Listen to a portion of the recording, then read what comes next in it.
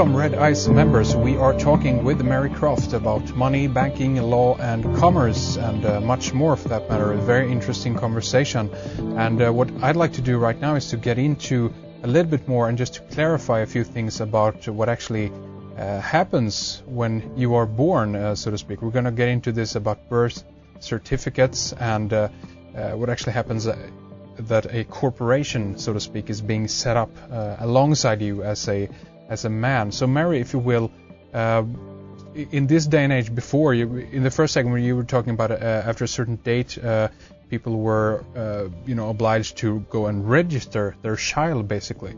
So, what happens today when that takes place? At least if we are talking to it in the context of the U.S. and Canada, they go and they register the child to their government, so to speak. What happens at that point? Yeah, it's really, it is quite a recent thing. And that is prior to the 30s, nobody registered births. That was not necessary, and because apparently, I don't know, but apparently it's because it was registered in the family Bible. I mean, you wrote down the child's name and when he was born, and that was sort of done, right? But what happened due to the bankruptcy? They said we are going to have to capture the future labor and productivity of the people because we no longer have the minerals, the gold, the silver. We can't. We have nothing left to pay the International Monetary Fund, the World Bank, the interest on the loan that they lent us. Well, of course, the foolishness was that they ever got entangled with the World Bank in the first place, but which is unfortunate because we were tricked into it. But that's the way it is. So then they said, well, what else can we give them? We've given them all the gold and silver, and by the way, there is no gold in Fort Knox, that same cliche.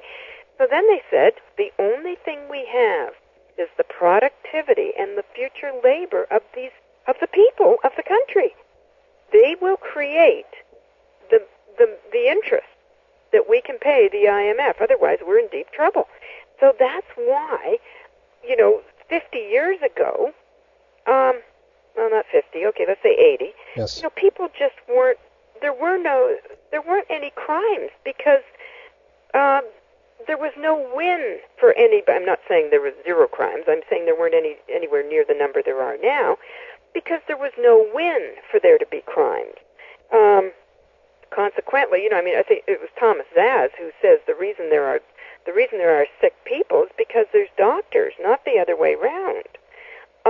In other words, they needed us to break the law so they could fine us in order to get the funds to pay off the interest on the national debt. So they started creating these absolutely absurd statutes. I mean, I don't have to tell you. There's over 60 million statutes, at least on this continent, where one false move and you've broken the law. Allegedly, apparently, that's what they say. Yeah. What about seatbelt laws? You weren't wearing a seatbelt. Well, who did that hurt? So that's not it. It's if we catch you, we get to fine you.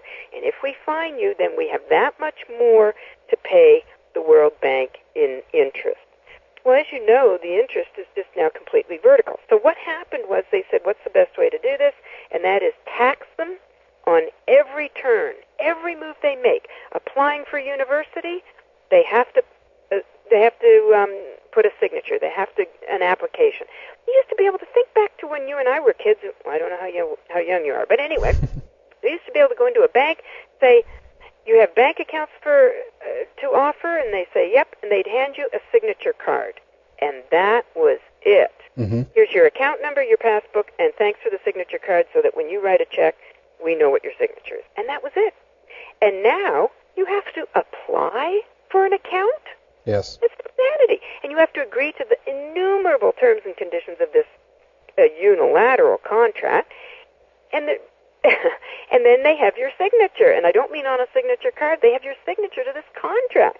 So guess what? They start out by robbing you. Whereas that never used to happen. Not when I was a kid. So once again, I say you cannot go through a day without violating at least one of these statutes.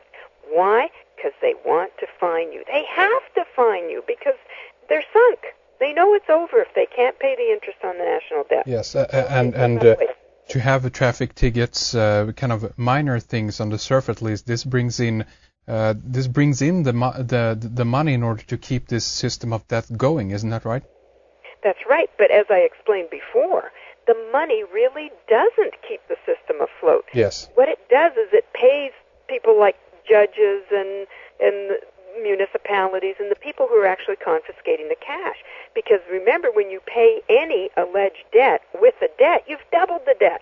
So it isn't about offsetting corporate debt. If they truly and honestly wanted their books balanced, they would say, would you please sign this for me? Then I can take it over here. Then we can simply go into our computers and offset the debt that we just created by charging you. We can offset the debt. But offset of debt isn't what they want. They want a slave labor force, and they want the people in high places to have our cash, because they use cash the same way we do. Yes. Get what we want. So the best way to create a corporation that could be charged for all these misdemeanors and violations of statutes was to have women register their babies' names as a corporation. Now, it just so happens that one of my boys does not have a birth certificate. Now, if I had that was 17 years ago nearly. If I had it to do again, I would have gotten him a birth certificate. And I think even in my book I said we should not have gotten our kids birth certificates. But yes, we should, because we want them to have this unlimited credit. See, we saw it as, with a birth certificate, they're charging us. That's not really true. They're charging the name, and they're holding us as surety, in other words, the guy who has to pay the debt. But now that we know how to do that, see, now I wish I had a birth certificate. Then it could be turned into a benefit, right? Exactly. It's now a benefit to us. They can charge all they want, and it's no threat to us now. But back then, we were saying, holy cow, a birth certificate only gets you into trouble because they keep charging it, and we have to pay it. What if he didn't even have a birth certificate? There's no way they could charge him. Well, that's true, too. But, as you say, he's missing out on all the real fun. I guess it also depends on what you want to do, so to speak. If you want to kind of disconnect from the system altogether, then that would be a good option. But in this case, in case your child or yourself want to maintain within the structure that is there, the governmental society structure or system, then it's a potentially good way to still operate within that in order to benefit from what it can offer us, right? Precisely, and that's it. We do have an option. We can go sit under a tree in nature and drink the creek water and operate like that, or we can continue the way we've always lived.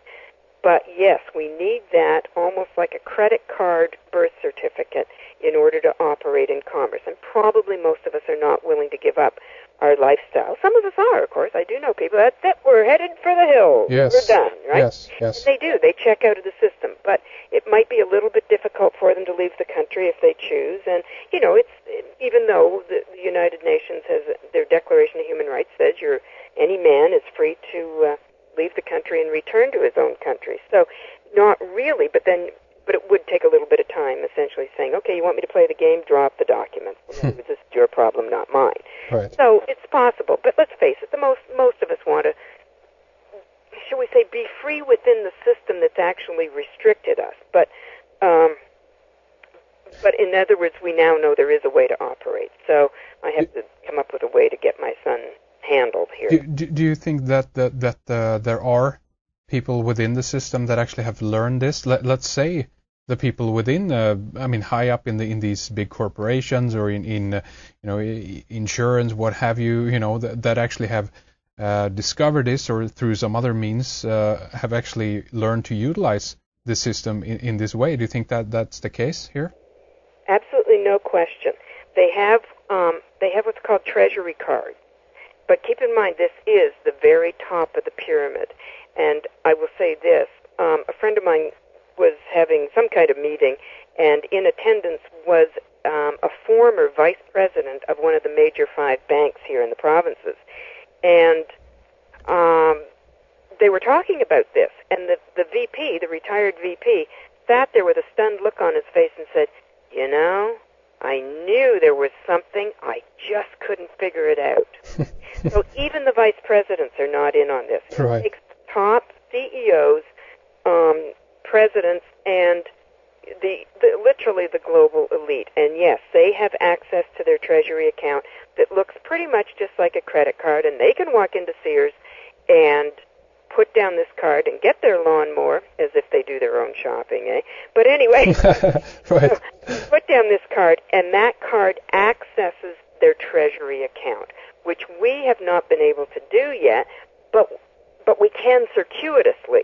In other words, by that, when I say we haven't been able to do it, I mean we haven't gotten the card.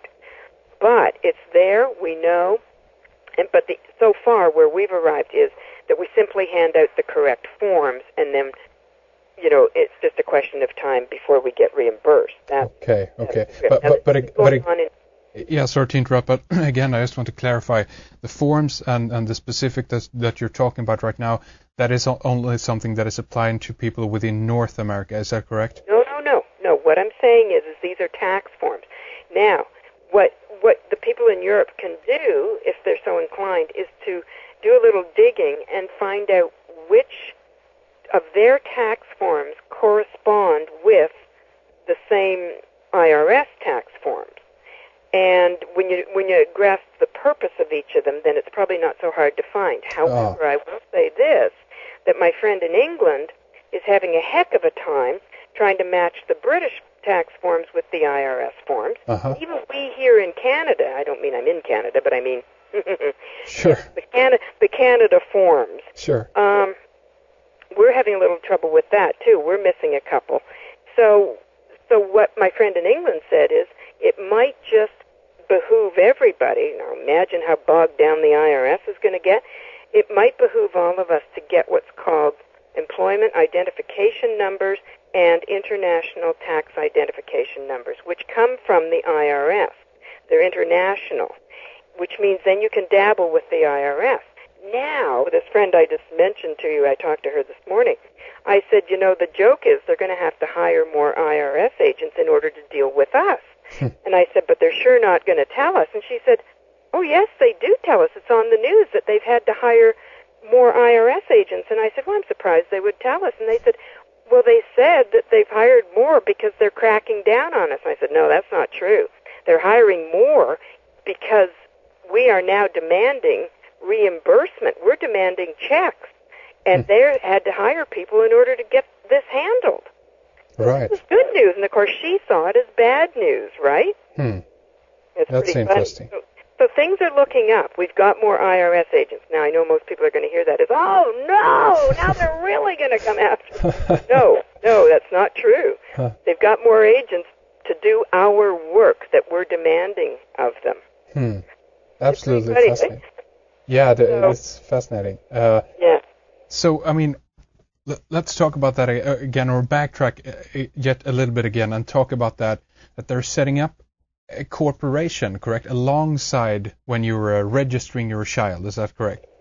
Right. So they set up a corporation, which, of course, they can charge now, right? Because what happened was the mom turned over legal title. Keep in mind, there's equitable title and legal title. So they turned over legal title to the child, to the state, or in this case, the province, or whatever you call wherever it is you registered birth. So now they have legal title to that entity. And what they try and do is convince us that that entity is a man. And it isn't. Right. A piece of paper couldn't be a man. A name can't be a man. A picture can't be a man, right? Yes. Only men can be men and women can be women. But so inevitably, you hand the cop your driver's license and they say, is this you? Well, what a moronic question. Of course it's not I. It's a picture. You're looking at me here. It's a representation of yourself, isn't it?